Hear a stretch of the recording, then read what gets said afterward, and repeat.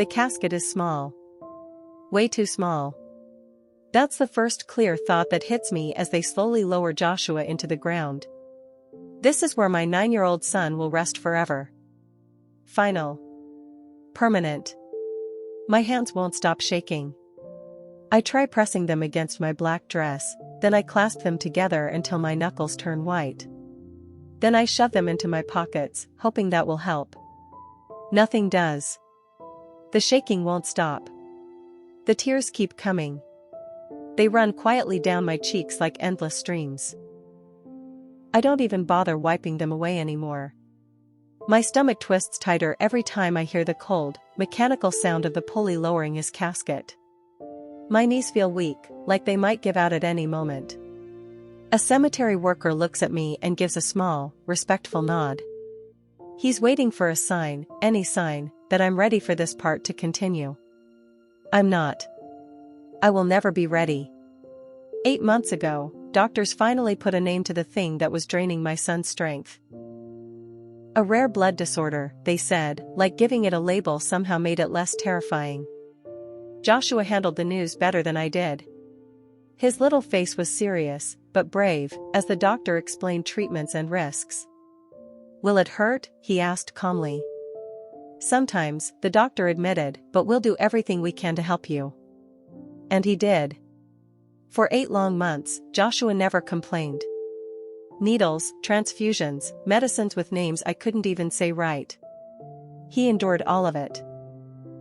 Even when high fevers tore through his small body, leaving him shaking under thin hospital blankets, he would look up at me with eyes just like his father's and say, "I'm okay, Mom. Don't worry, Amazade." Now I'm standing by his grave, alone. The emptiness beside me hurts almost as much as losing him. My parents should be here. My sister, Victory, promised she'd always be there. Melissa, my best friend since 3rd grade, the one who held my hand through my divorce, she should be here too.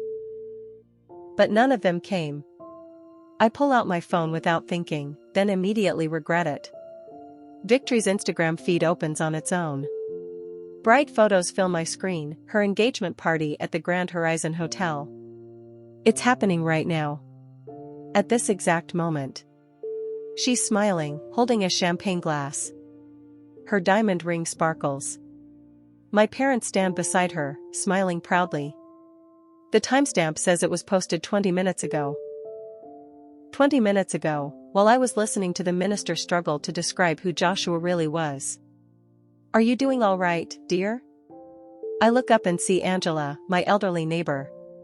She's the only person who showed up today.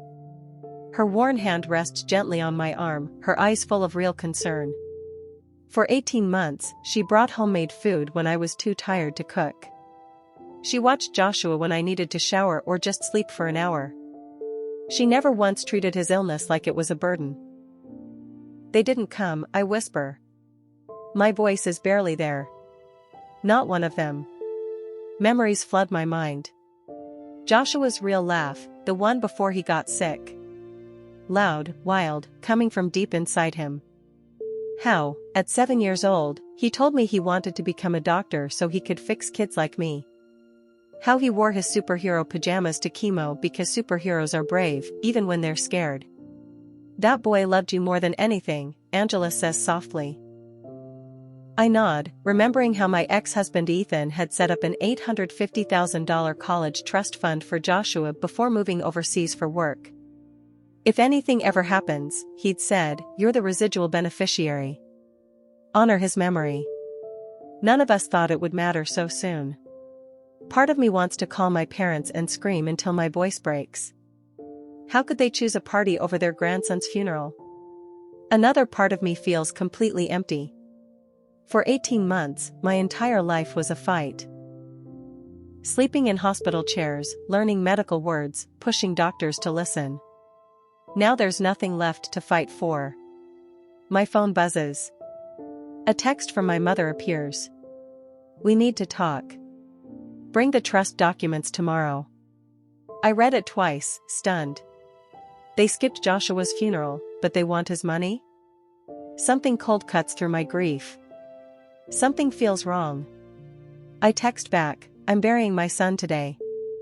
I can't talk about paperwork. Her reply comes instantly. Don't be dramatic, Destiny. This is important for the whole family. The whole family. The same one that couldn't spare 2 hours for Joshua. Suddenly, everything becomes clear. This isn't just about money. This is about the last thing my son left behind, his future, his legacy. I realize I'm truly alone. My parents, Victory, even Melissa, they're aligned. Planning something. Waiting while I'm weak with grief. Angela notices my face. What is it? I show her the message. Her expression tightens. Oh dear, she murmurs. They can't possibly. I turn off my phone. Whatever they want can wait. This moment belongs to Joshua, and I won't let anyone steal it. You're not alone, Angela says, placing a hand on my shoulder. I'm here. The cemetery worker approaches carefully. I'm sorry, but we need to finish the service. I stare at Joshua's casket hanging above the open ground. How am I supposed to walk away? Leave him here by himself? My body freezes. Angela steps forward. Give her a moment, she says firmly. She's saying goodbye to her boy. The worker nods and steps back. I take out Joshua's favorite action figure, the one he brought to every hospital stay. I kneel and place it gently on his casket. I'll protect what's yours, I whisper. As I stand, something changes inside me. Through the pain, a small fire sparks. I don't know what tomorrow holds, but I know one thing. They will not take my son's legacy without a fight. Victory glances at her watch, clearly impatient. We need to finish this within 60 days, she says. Robert's next project has a funding deadline. The panic in all their eyes finally makes everything clear to me. They are desperate. They need Joshua's money, my money, and they need it fast to fix their own problems. I stand up, gather all the papers, and carefully place them back into the folder. I need time to think, I say, already walking toward the door. Destiny. My father's voice snaps through the room, sharp and familiar, the same tone he used when I was a child and dared to disagree. Don't walk away from this table.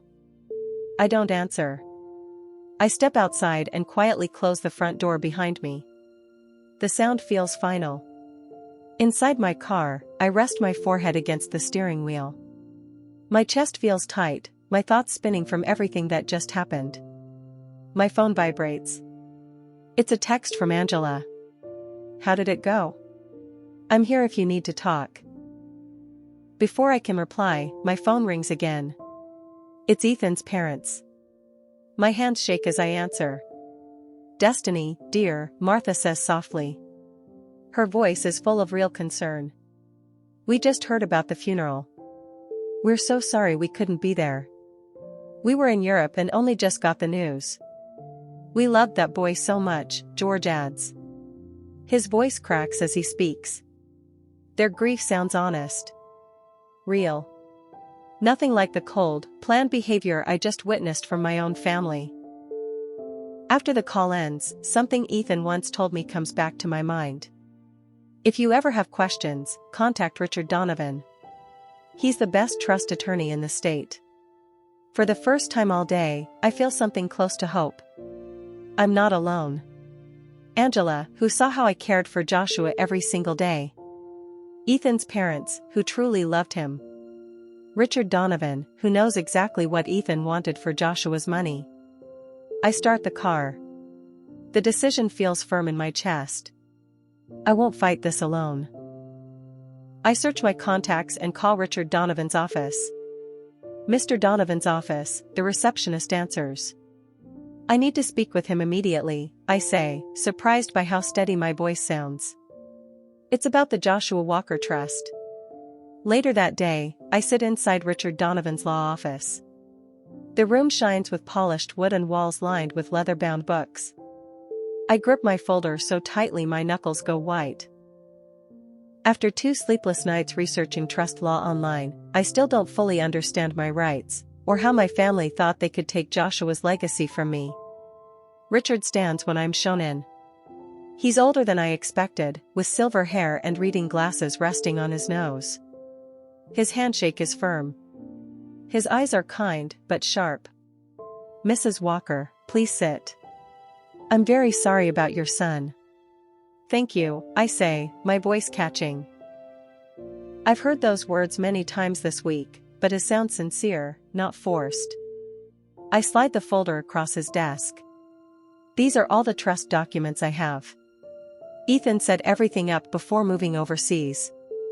Richard opens the folder and begins reading carefully. He nods as he scans certain pages, pausing to read others more closely.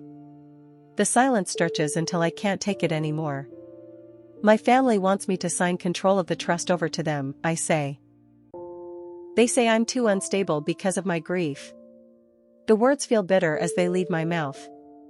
"They didn't even come to Joshua's funeral." Richard looks up sharply. "They didn't attend?" "No. My sister had her engagement party the same day. My parents and my former best friend chose that instead." He removes his glasses and rubs the bridge of his nose. "I remember when Ethan set this trust up. He was very clear about what he wanted." Richard opens a drawer and takes out a folder with Ethan's name on it. My breath stops. "Ethan was very thorough," Richard says, pulling out a notarized document. "This is his written statement of intent." He hands it to me. I recognize Ethan's handwriting immediately. This trust is to secure Joshua's future. If the worst happens, it is to provide for Destiny, who gave everything to care for him. Tears blur my vision. Even from far away, Ethan had prepared for this. He had seen what I couldn't face. "There's more," Richard says, turning his computer screen toward me. A list of phone calls fills the screen. I immediately recognize the numbers. My parents. "Victory. They contacted you?" I ask. "About the trust?" "They called asking about beneficiary rules and trust provisions," Richard explains. "They never spoke directly to an attorney, but my assistant flagged it." Cold understanding settles in my chest. They knew about this before Joshua died. "Yes," Richard says grimly. "That's why they were planning." Then he looks directly at me. "Mrs. Walker, this trust has strong protections. Ethan made sure the money could only go to Joshua, or to you. Your family has no legal claim to it." My breathing finally eases a little.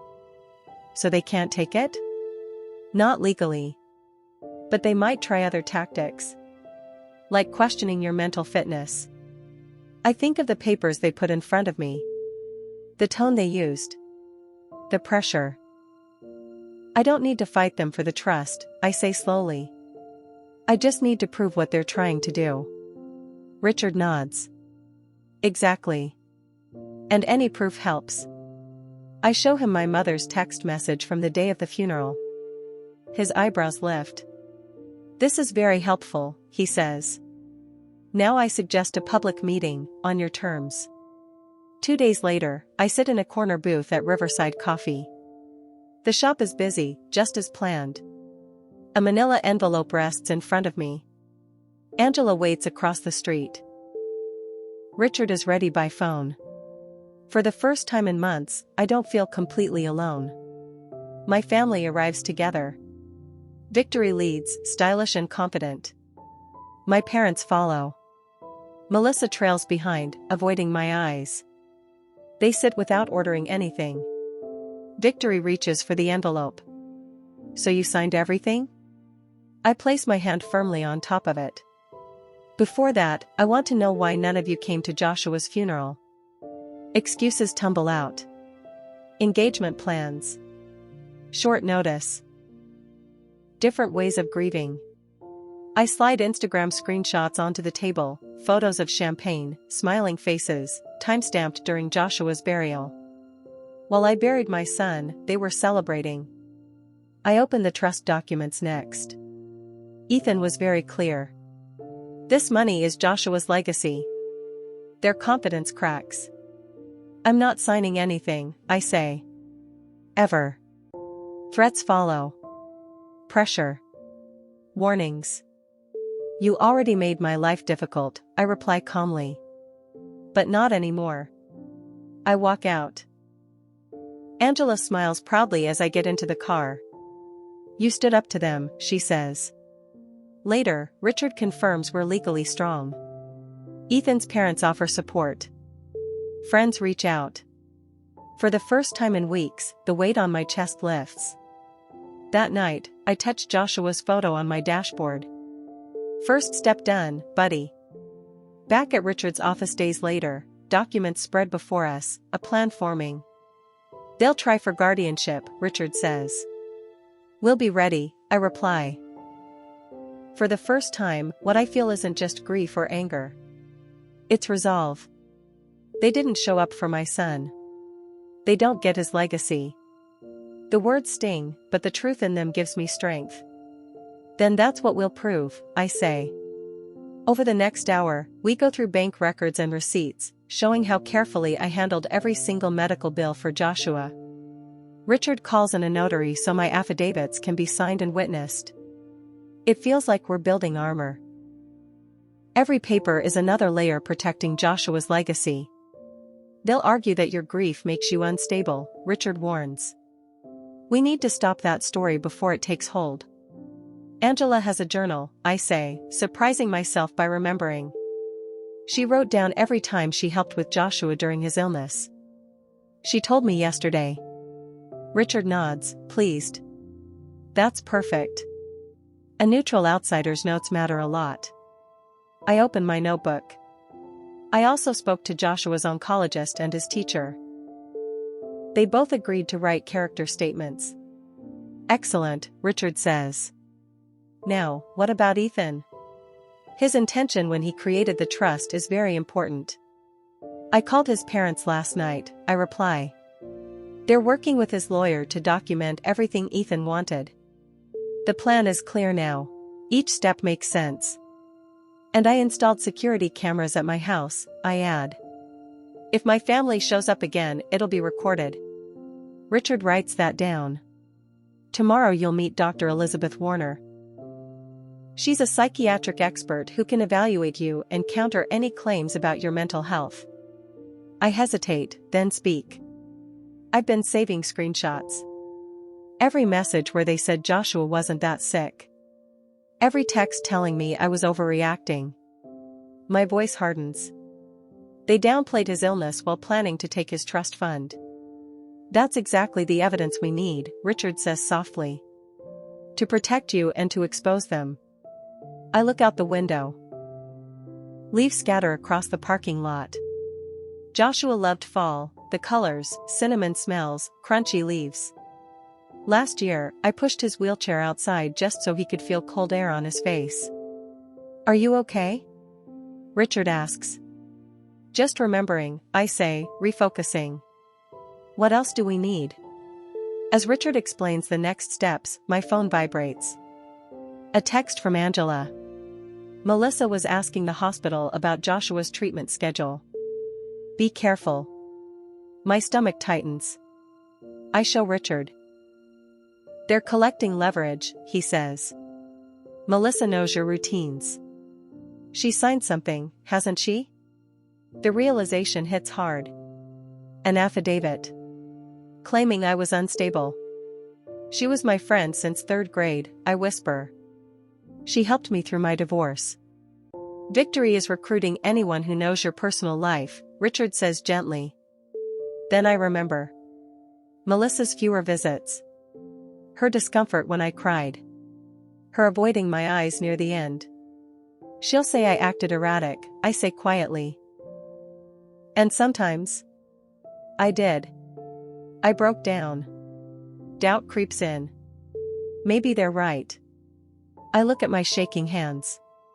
Stop, Richard says firmly. This doubt is exactly what they want. My phone buzzes. Angela, I found my journals. You need to see them.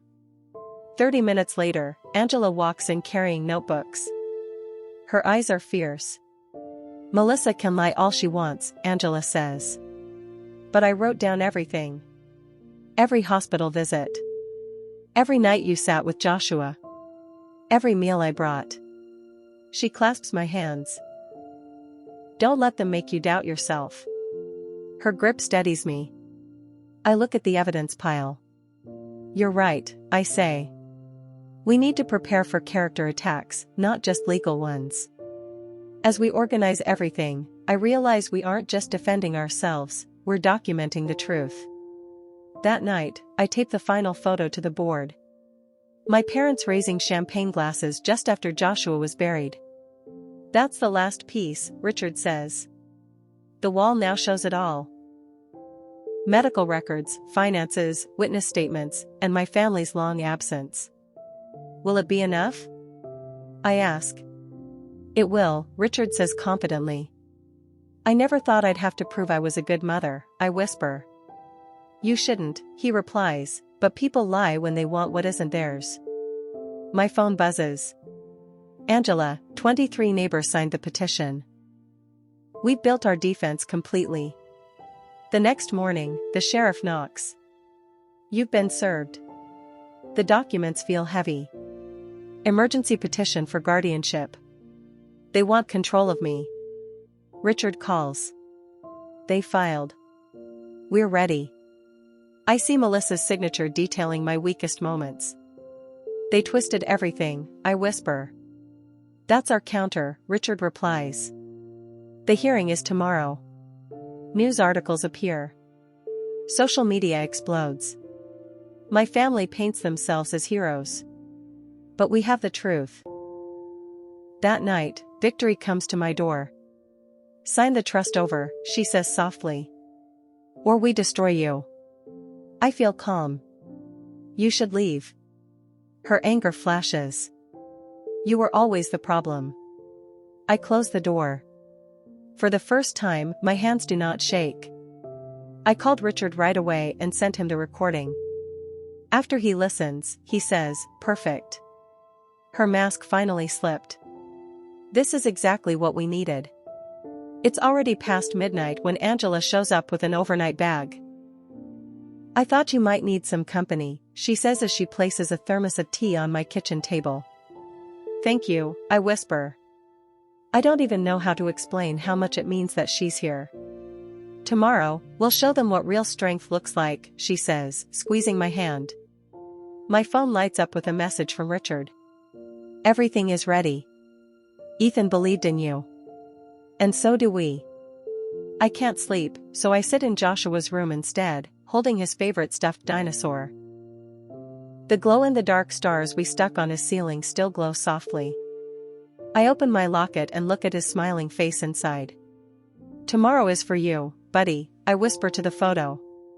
For your legacy. For the first time since the sheriff knocked on my door, I feel something new. Not fear. Not determination.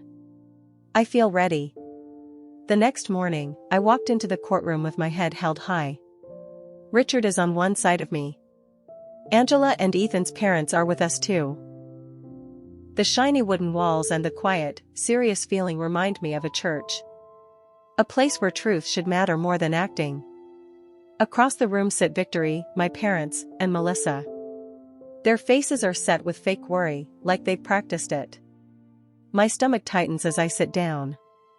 It's been 48 hours since the sheriff handed me papers saying I'm mentally unfit to handle my own life, or my son's legacy. Richard gently squeezes my arm as we sit at the defendant's table.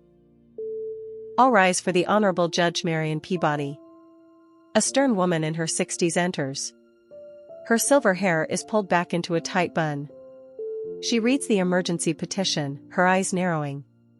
These are serious accusations, she says. I want evidence, not emotion. Her eyes move across both sides of the room. Mr. Harrington, you may begin for the petitioners. My family's lawyer stands up. He wears an expensive suit and looks very confident. He clearly thinks they'll win. Your Honor, he begins, this is a family trying desperately to help a daughter and sister who is falling apart after a heartbreaking loss. He walks forward and hands over documents. Miss Walker has shown troubling behavior since her son passed away. He lists them. Strange financial decisions. Cutting herself off from people. Refusing help from those who love her. I clench my fists under the table as he talks about me like I'm dangerous and unstable. Then Melissa takes the stand, and my chest tightens. Destiny changed during Joshua's illness, she says, not looking at me. She became obsessed with treatments. Paranoid that doctors were missing things. She would call me at 3 in the morning, hysterical. The memories hit hard, me sitting by Joshua's hospital bed, his fever rising, terrified, calling someone I believed was my friend. I wasn't paranoid. I was abandoned. My mother takes the stand next.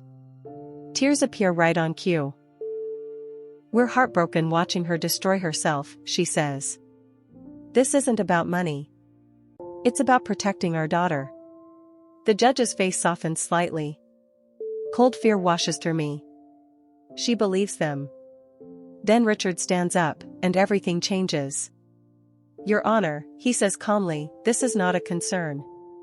This is calculation. His voice is steady and strong. Miss Walker did not self-destruct.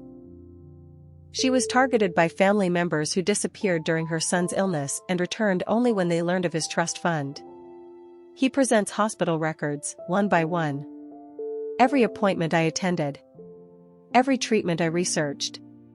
Every night I slept in a chair beside my son. Now, he says, I'd like to call Catherine Winters, hospital records administrator. A kind-looking woman takes the stand.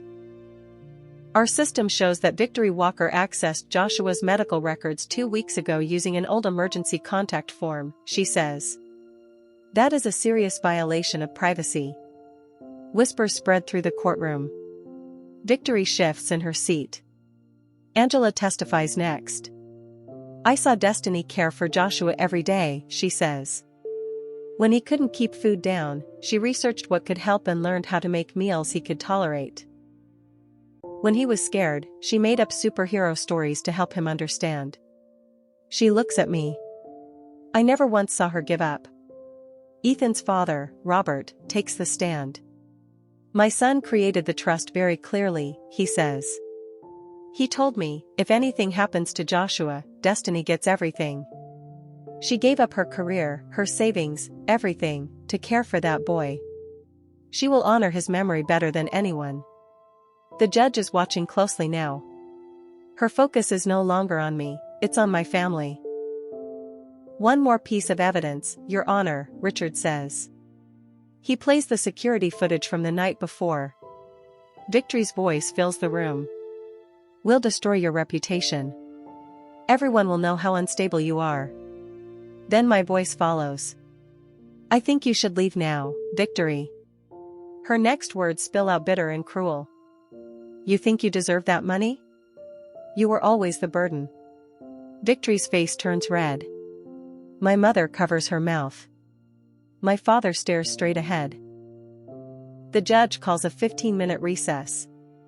When she returns, Victory tries to speak, but the judge stops her with one sharp motion. Mr. Donovan, she asks, do you have more evidence? Yes, Richard says. One final exhibit. He plays the cafe recording.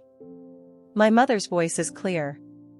Once guardianship is approved, we can handle Victory's mortgage. Victory adds. And the beach house repairs. My father says. Once we have control, we can use the money however we want. Destiny won't have a say. The room goes silent. Their lawyer shuffles papers, completely lost. Judge Peabody returns and speaks firmly. This court finds no basis for this guardianship petition. What I see instead is an organized attempt to exploit a grieving mother for money. Victory tries to protest. Ms. Walker, the judge snaps, I suggest you remain silent. The petition is dismissed with prejudice. It cannot be refiled. I am ordering an investigation into possible perjury. I am granting a restraining order against all petitioners. The trust is unfrozen immediately and protected from future challenges. Victory's confidence collapses. My mother cries real tears now. My father looks stunned. Ms. Walker, the judge said to me, you showed great strength during an unimaginable loss. Your son would be proud. My parents move toward me, but a bailiff steps in. Richard smiles softly. Justice was done today. Angela wipes her tears. Joshua would be so proud. Ethan's parents hug me. Outside, reporters wait. A month ago, I would have run. Today, I stopped. Justice was done for my son, I say. And I walk forward. The financial advisor slides a folder across his dark wooden desk. These investment plans will keep the scholarship program running long-term while protecting the main fund, he says. I look through the numbers. For the first time, they don't scare me. It's been 1 week since the court hearing, and life already feels different.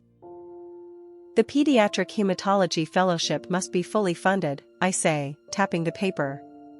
That part is not negotiable. He nods and starts writing notes. And the restraining order? I ask. Still active, he says. They can't come within 1,000 feet. My voice doesn't shake anymore when I talk about my family. It's strange how quickly the word family now sounds more like paperwork than emotion. Yesterday, the local newspaper ran a front-page headline. Mother cleared in trust battle. I've received dozens of messages and calls filled with support. Even Victory's fiancé called to apologize. He also told me he called off the engagement. My parents are now facing possible perjury charges. Melissa lost her job after the recording spread at her workplace. When I leave the advisor's office, Angela is waiting outside in her old Buick. The window is down, even though it's cold. All set, she asks. All set, I reply as I get into the passenger seat. The ride reminds me of all the trips we made to the hospital with Joshua. How Angela used to bring homemade soup when hospital food became too much. How she stayed with him while I showered or slept. I never thought I could do this, I admit. Stand up to them. Build something that lasts. Angela pats my hand. I knew you could. From the moment you placed that action figure in his grave and made that promise. That night, I slept peacefully for the first time since Joshua's diagnosis. No bad dreams. No hospital sounds. Instead, I dream of Joshua laughing, strong and healthy, running through fields flooded with sunlight. The next morning, Richard calls. The foundation paperwork is complete, he says. The trust is locked down tight. No one can touch it now. My neighbors started organizing a meal train. Every evening, someone knocks on my door with food, soups, bread, casseroles. Before, those kindnesses would have overwhelmed me. Now, they feel like proof of something I'm finally learning. Family isn't always blood. I take out a photo of Joshua, not from the hospital, but from before. He's at the beach, smiling big under a baseball cap. For the first time, I don't break down when I look at it. I know what to do with your legacy now, buddy, I whisper. 6 months later, I stood inside the pediatric blood disorder unit where Joshua spent so much time. The walls are brighter now, painted with underwater scenes he would have loved. A plaque near the nurse's station reads, Joshua Walker Memorial Wing. A young nurse steps up and reaches out her hand. I'm Jennifer Abrams, she says. I'm the first Joshua Walker scholar. Thank you for giving me the chance to specialize in pediatric hematology. Joshua would have loved that, I say, and realize I'm smiling when I talk about him. Not a forced smile. A real one. He wanted to be a doctor someday. The foundation is doing amazing work, Jennifer says. 3 families already received emergency housing help. The Joshua's Legacy Foundation now supports families facing what we once faced. It covers costs insurance won't pay. Helps families find housing near hospitals. Funds special training for pediatric nurses. Every board meeting brings new ideas. Angela runs a volunteer group, organizing meals, rides, and childcare. Richard handles the legal work for free, making sure everything stays strong. You turn something tragic into something beautiful, Ethan's mother tells me during her monthly visit. She and her husband now help grandparents learn how to navigate the medical system. I speak at support groups now. I help parents just starting this scary journey. The first step is believing you can do this, I tell them. The second is knowing you don't have to do it alone. My hands don't shake anymore when I speak. My voice is steady. The woman who once stood frozen at her son's grave is gone. In her place stands someone stronger, someone Joshua would be proud of. 1 year after Joshua's funeral, I return to the cemetery. The walk feels different this time. Not heavy, purposeful. I place fresh flowers by his headstone and trace his name with my finger. The warm sun heats the stone.